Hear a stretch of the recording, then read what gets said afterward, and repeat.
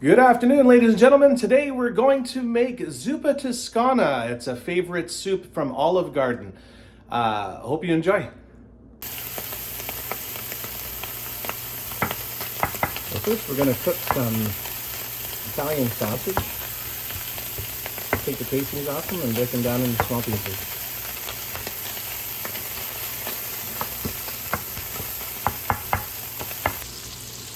And as you can see, once everything is cooked, I will scoop it out and stick it in the soup. Once I've emptied the pan, I leave the grease and then I cook the onions.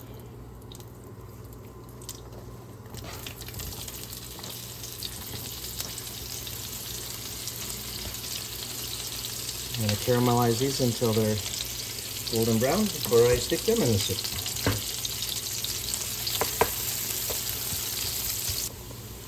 So as you can see, once these 2 medium onions are all caramelized, taking in all the juices from the Italian sausages, I will add them to the pot. So with 4 medium potatoes, all sliced, 2 medium onions, sliced and caramelized, and 1 450 gram or 1 pound of Italian sausages broken up and cooked into small pieces. Add it all to the pot with 2 liters of Campbell's soup chicken broth. You can get them in the cartons, in 1 liter cartons. So just 2 of those to start. And kind of get everything mixed together. Then I'll add a little bit of whipping cream. Nobody said this was healthy, by the way, but this is almost identical, probably even better than the Olive Garden Zuppa Tuscana soup that they offer in the restaurant. So I've added about 3 pinches of red pepper flakes and about a teaspoon of black pepper. If you notice your soup come to a boil, just turn it down to simmer on low. Give her a stir, keep an eye on it.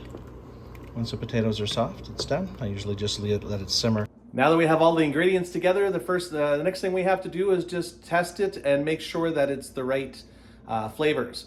So if you notice that it doesn't have enough flavor, or if it's not salty enough, you need to add some of this. And if you want to make it spicier, you add some of this, which is red pepper flakes. I make mine homemade in the garden. You guys can get red pepper flakes anywhere, so just be aware of that. So if there's not enough flavor, you want to add chicken bouillon, and if it's not spicy enough, you want to add red pepper flakes. Now, what if you went the other way? Real simple, just add a little extra water, a little extra cream, one or the other, or both is fine, until you get it to the flavor that you want. So now I'm going to cut up some kale. I don't know if anyone's ever cut up kale before, but you definitely don't want the stem. So when you're cutting it, just basically cut the stem out of the middle and keep all the green stuff. So this is the part you don't want to keep. You don't want to eat that. So what I'll do is I'll fold it sideways, so all the leaves are on one side, and then I'll just cut along all the way down and remove this part here. And do the same thing with all the other pieces. There you go, all cut up. Anyone who knows anything about Olive Garden knows that their meal isn't complete unless you've got cheese. So I've got Parmesan oregano, and I like to grate it down nice and fine.